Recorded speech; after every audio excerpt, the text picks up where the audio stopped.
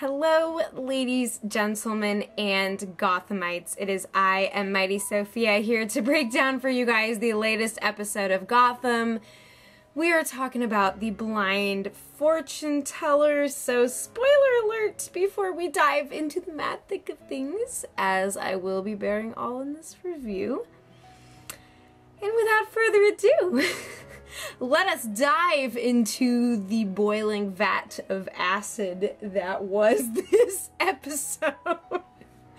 Of all the things that I have witnessed on the show, of all the things that I have endured, that we have endured together, this wrecked me.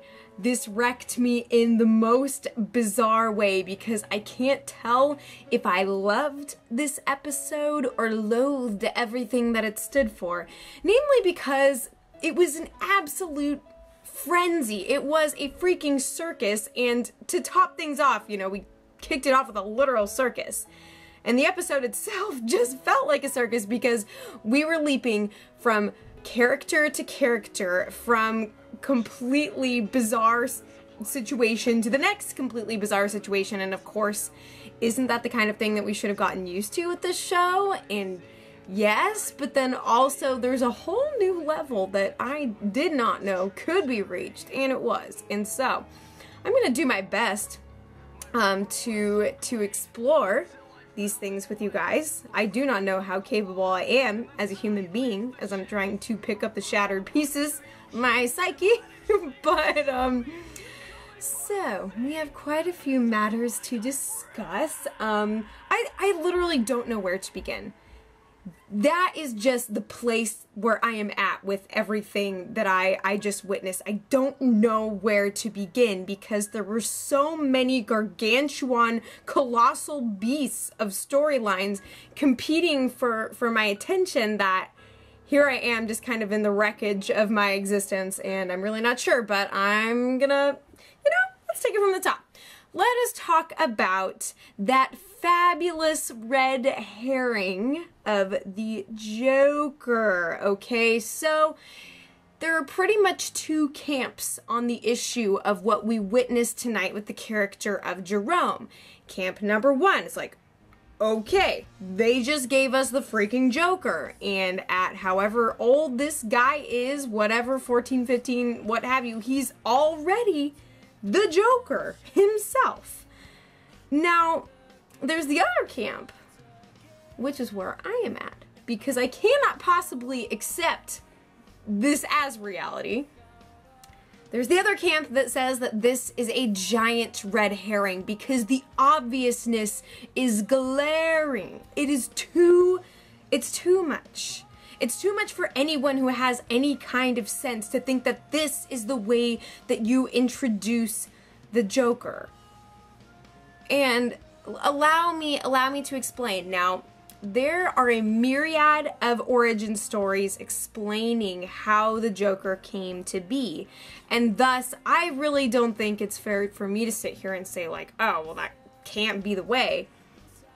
But then I do at the same time, because for me, the character, the performance that was put on for this character was way too Heath Ledger for my comfort.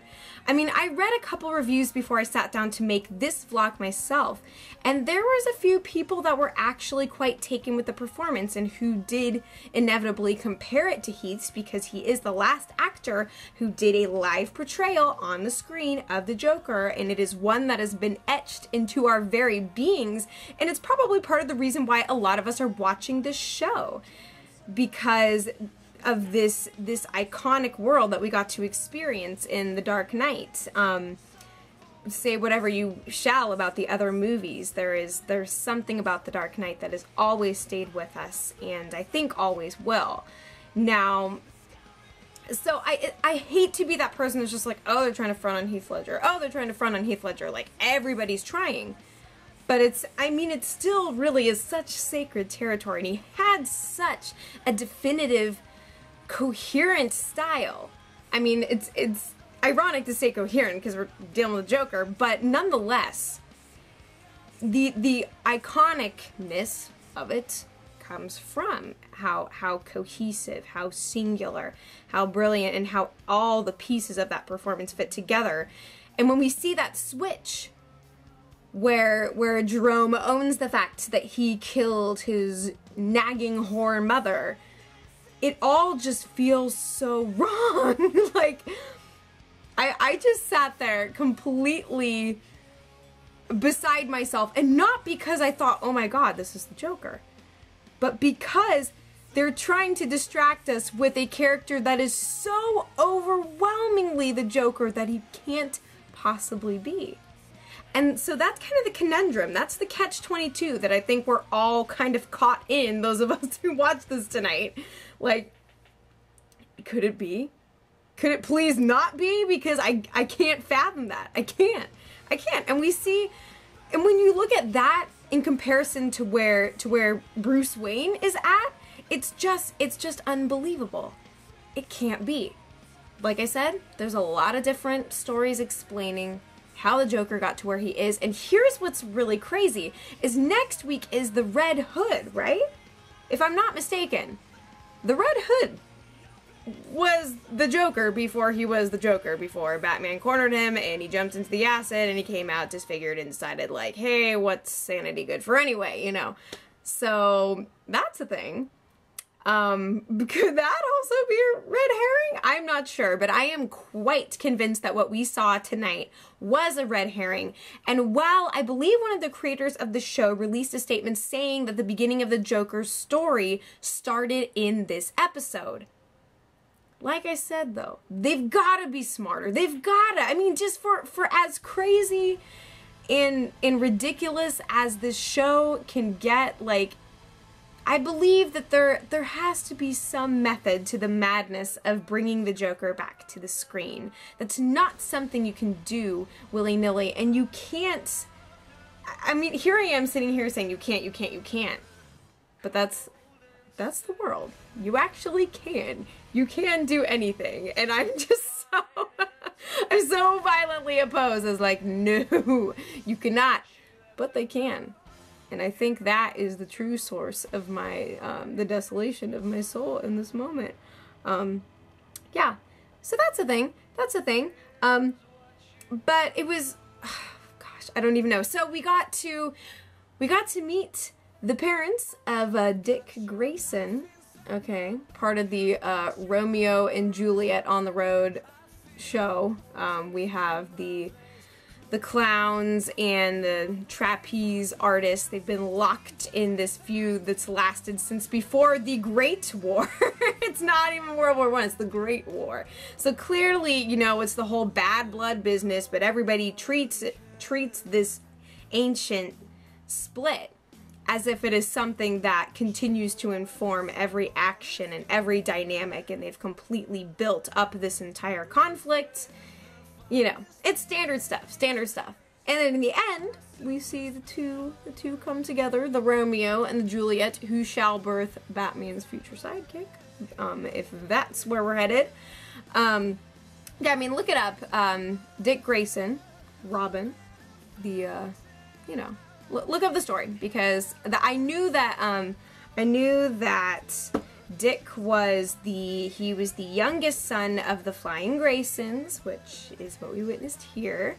And so, yeah, that is now officially in motion. I mean, he is not even a fetus yet, unless, you know, who knows. So that's a thing. But yeah, it was interesting. So that's kind of where the episode started, and then many insanities and bizarrities. I don't even know if that's a word. I'm rolling with it. All those things ensued afterwards. And I don't know if you guys noticed, but the actor who played the psychic is the same actor who played, is it Hector? Hector Salamanca? You know, the bell ringer guy from Breaking Bad. It's the same dude. So there's also been some speculation for the people who cannot believe that we actually met the Joker tonight. Some people think that maybe it's the little kid that was like taking the psychic into the GCPD and guiding him around. It's like, I mean, that's possible. Your guess is as freaking good as mine. I mean, I'm very curious to see where things are going to go from here. Because if we are to believe that the Joker story is officially set in motion, what did we see in this episode that could lead us to the emergence of that character? What does that say about the Red Hood? You know, there's just all these things that are transpiring. But what I wanted to say was interesting about the presence of the psychic was sort of the ways that we got to see Gordon and Leslie both respond to this guy. So of course we've got Gordon here is like, uh-huh. And you know, for the first time, honestly, I was really pissed off at Gordon in this episode. Like, I can enjoy a good bit of sarcasm, and normally his is the brand of intensity that I get my kicks out of it, because he is just so one way about everything. And that almost plays out to near comedic effect and at so many points, just because we see all the ridiculum around him, and he's just sort of got his jaw clenched at any given moment in response to anything. And it's, you know, it's 50 Shades of clenching for Jim Gordon. That's kind of how I feel. Anyways, moving right along. So we see, however, Leslie Tompkins is so eager to believe in this supernatural element, or to derive something tangible from it. She's so enthralled and captivated by the mystery that she even comes out of the whole encounter with the pseudo Joker saying, hey, that was pretty cool. I mean, who knows? Maybe she's gonna be freaking Harley Quinn, because that's just sort of the way that this show could totally go. I don't even know anymore. Everything and anything under the sun is possible. There are no cans and can'ts. But, yeah. So it was interesting to kind of see how their relationship played out, and kind of the rockiness in terms of Gordon's inability to let his significant others really be there in the important aspects of his life's work, of pursuing justice. And here is a woman who, she has the freaking credentials. I mean, she's pretty well qualified to go with Gordon and to help him in his police work. She works for the same company. It's not like the same situation with Barbara, where she's trying to pry from the outside and then she's feeding details to the press. It's not quite that way. It's all interior I think Leslie really, she gets a lot of things. I love her character, but honestly, I'm so afraid that the writers are going to freaking kill her off or something horrible, because at some point, here's the tragedy. At some point, Gordon's gonna end up with Barbara again. I know it. I know it deep in my heart. Which is maybe why I am trying to cut it out of me as I'm losing my mind, because of all the things I wish to never be in life, that is at the top of my list. But I've got words about Miss Barb soon.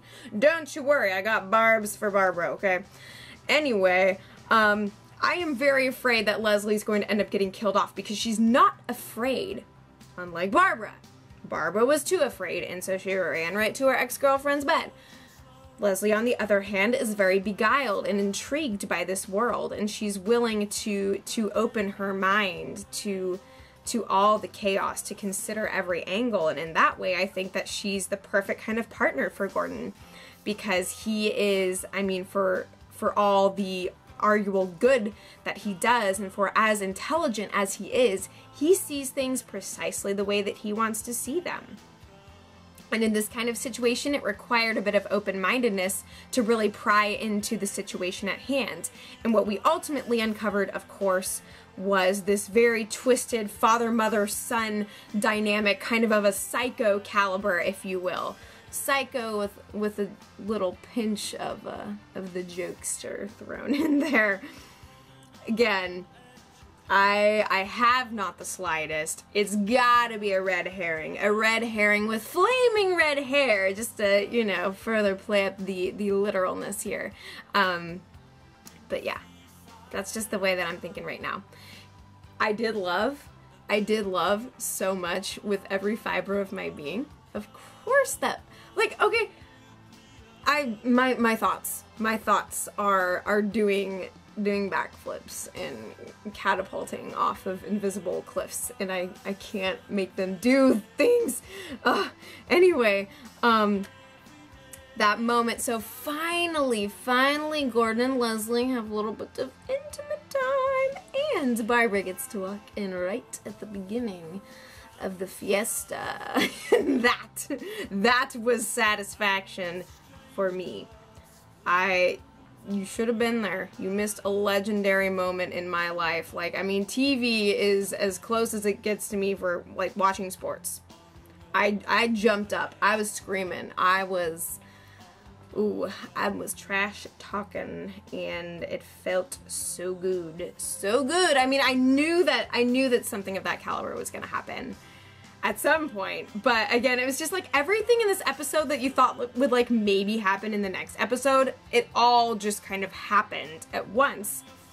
And so, I mean, they're really heating things up. They're really picking up the pace here, but so that brings me to my discussion of Barbara's return. And perhaps I would be yelling more about her if she had somehow gotten her way by the end, but here, so she shows up at her apartment looking for Gordon, as if she expects him to just be sitting and waiting for her there. I mean, granted, it's a little bit strange that he still doesn't have his own place. Like, is his salary that shitty? I mean, I really can't believe that, but, and also something that I didn't get to say about Gordon that, with him pissing me off is kind of the way that he was treating Leslie sometimes. Like, the sarcasm, he almost laid it on a little bit too thick with kind of like the near sexist comments. Like, it just felt strange. Like, it didn't really play off as sarcasm. It felt a little too, like, yeah, I felt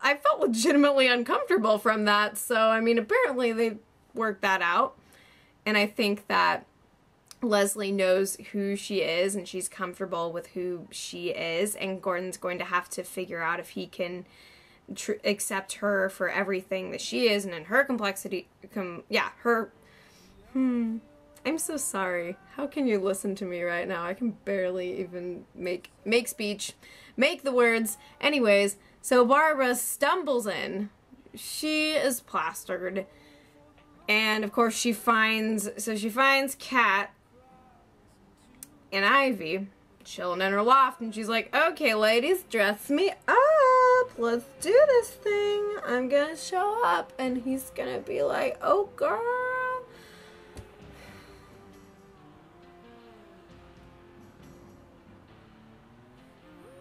Oh, honey. Oh, honey. Brunettes do it better. I'm just saying. Not to mention, you are everything that is wrong with the world, and no.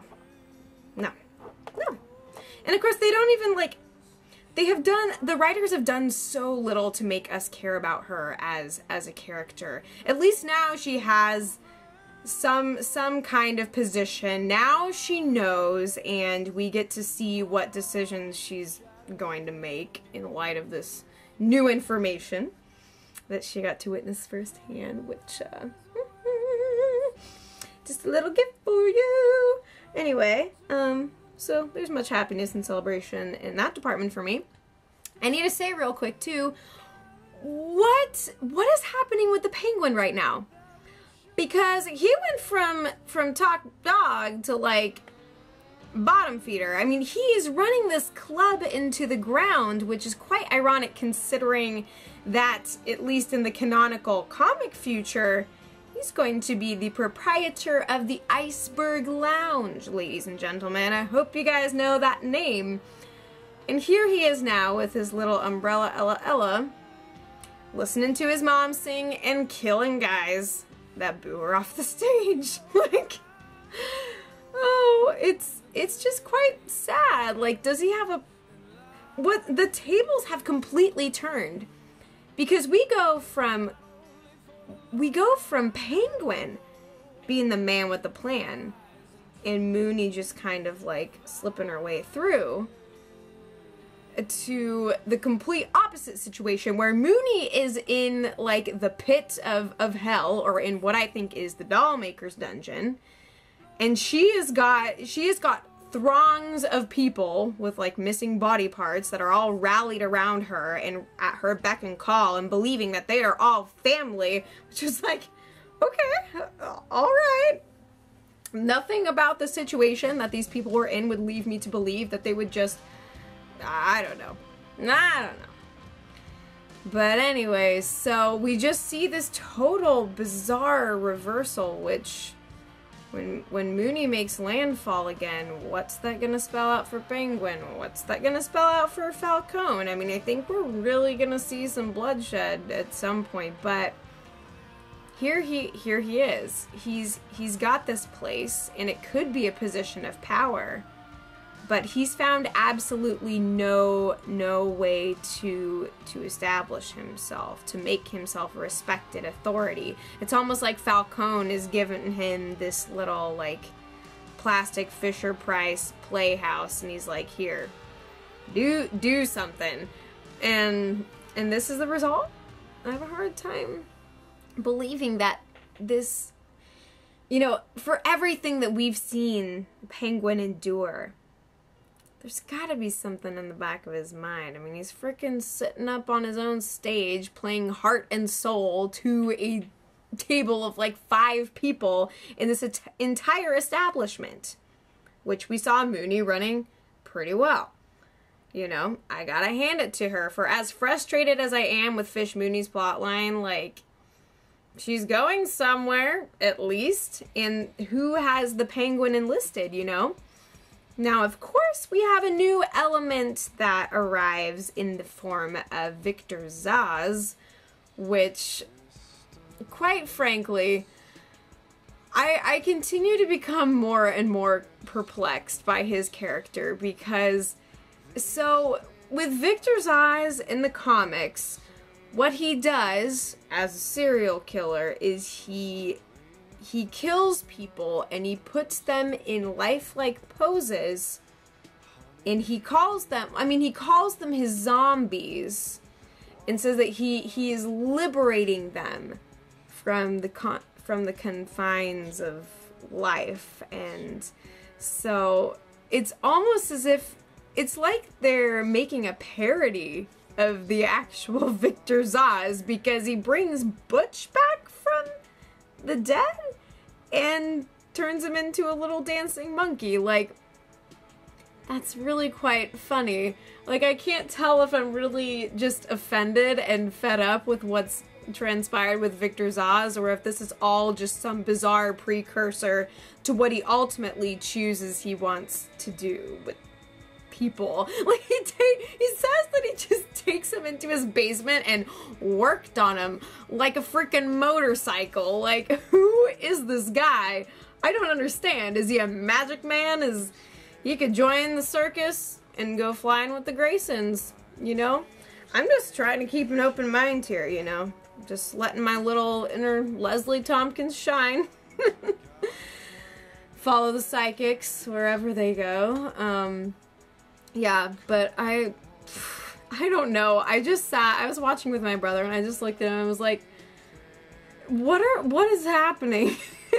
Every single scene was just another, like, what is my life kind of moment, you know? So that brings me, of course, to what's happening with Fish Mooney, and I do believe that she is now on her way to meet the Dollmaker. And her whole system, again, it's just so strange how people just throw themselves before her.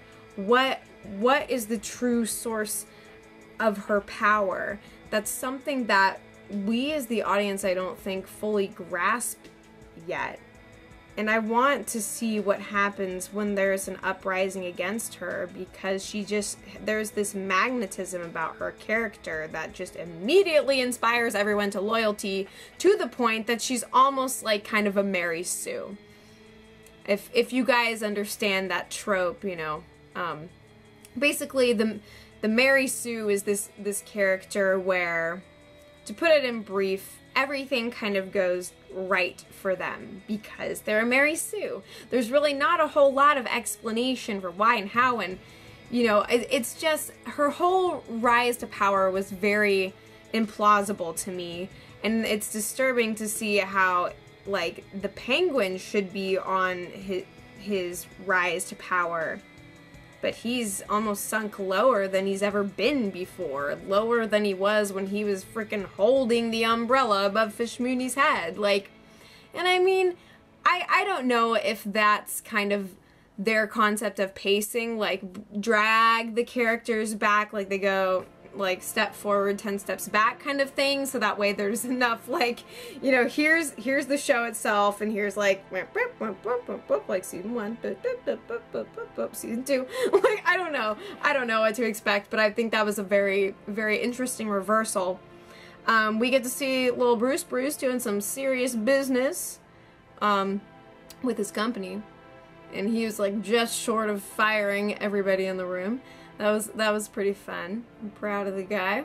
But yeah, lots of shenanigans, and I feel like I'm forgetting things, which I probably am. But yeah, long story short, this is not the Joker that we're dealing with. And if the story did begin, I do hope that the writers are doing something truly clever. That is what I really want to believe. Or maybe they're just brilliant idiots. I don't know at this point, but thank you guys so much for watching and listening to me. I'm gonna get ready to watch Better Call Saul now, so that's gonna be a whole bucket of fun. So you guys take care. Thank you so much again for watching, and as always, I will be back before you know it.